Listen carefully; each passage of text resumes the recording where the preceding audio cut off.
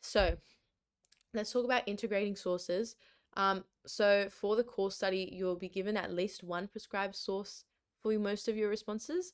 And usually they're giving 4 to 5 sources altogether. But effective integration is not just quoting the entire source at the beginning, providing no analysis, and then leaving it at that. It's explicit and it's analytical. So we're going to go through some examples of how to integrate sources, because source studies, I feel like we've been doing it since we were like in year 7, looking at like primary and secondary sources. And it's just a much different expectation when you're talking about the values and limitations of them. So let's look at this one. So this is a photograph, and this is a sample answer. So I want to look at, is this good or is this bad? Let's talk a bit in the chat about it. So source A is a photograph of a German family featuring a mother and her 3 blonde children. The photograph is in black and white and none of the figures are facing the camera. So in the chat, if anyone is chatting away, I want you guys to have a think, what's wrong with this? As an answer, we don't know what the question is, but as an answer generally, if you saw this as an answer in a HSC or in a trial paper, where is it lacking? Where, or is it really good? Let's have a little think. And I'm going to tell you where. So more of the irrelevant description than it is about its content. It's really just explaining the photo and just describing what we see in the photo, but it's not linking it to the content. And I feel like it's so, you might read this and be like, well, duh, but it's so easy, especially in the exam setting, to just kind of get into like describing what like the source is rather than linking that source to your content. And every single time they put a source in there, they want that to be linked to what you already know about the content, and whether it builds on from that, whether it supports that, whether it challenges that. And that's what they're really looking for in this short answer section.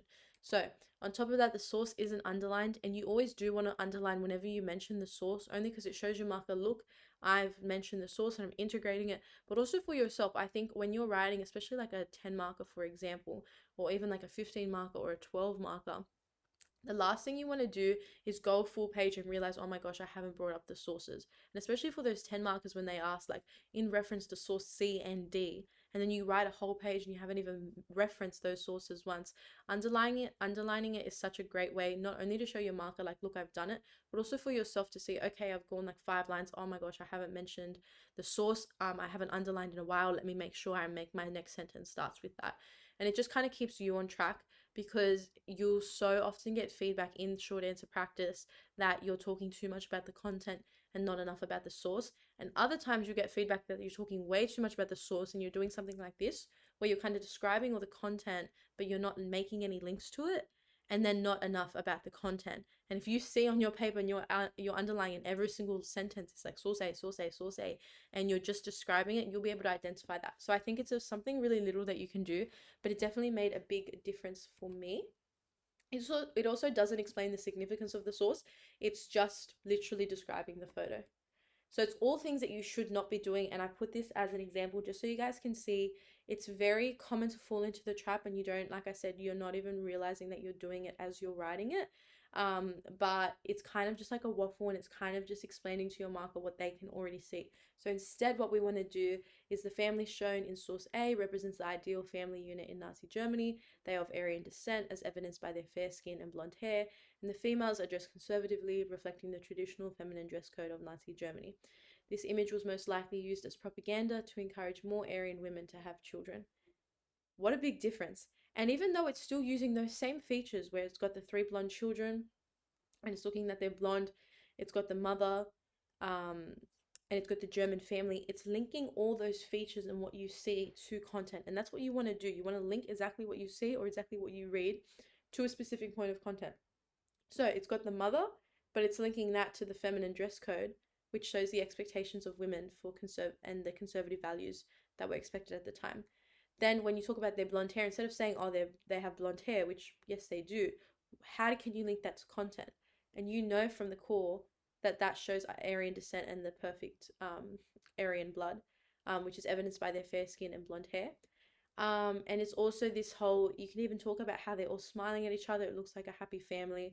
But it's really important that you can then use that to link it to this last part, where this image was most likely used as propaganda to encourage more Aryan women to have children. And that's just an example of how you're still, it's not that this is bad and that this is wrong. This is right. There's nothing that's like, oh, that's false, that's incorrect.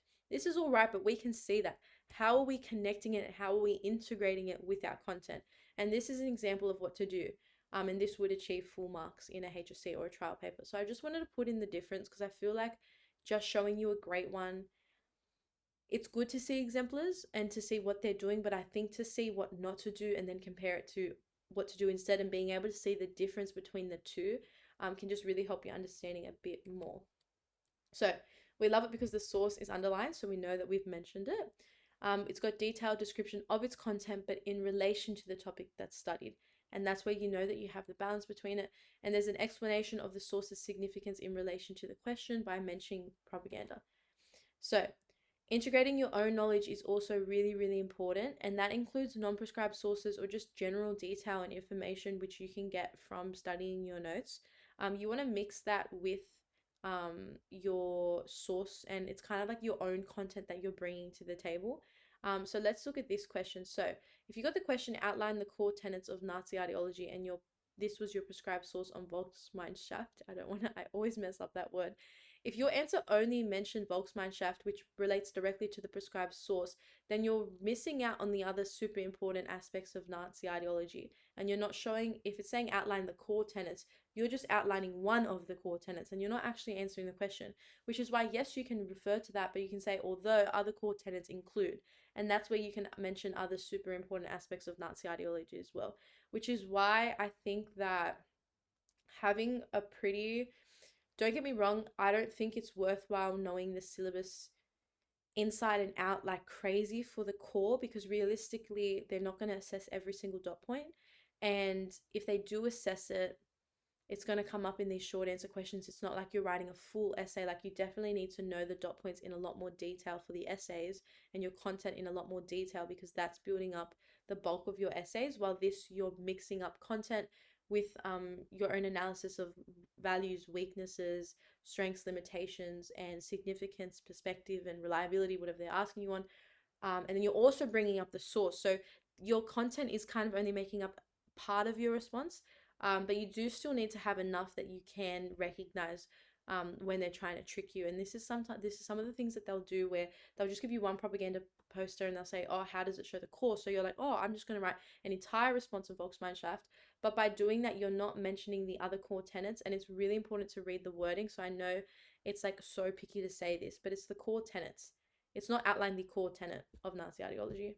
And if it was, then you could just talk about one. But because it's in the plural, they clearly want more than one. And then you can say the limitation of this source is that it's only identifying one of them, and that there's obviously others and more to fill in the true picture and to create a true image of Nazi ideology as a whole, if that makes sense.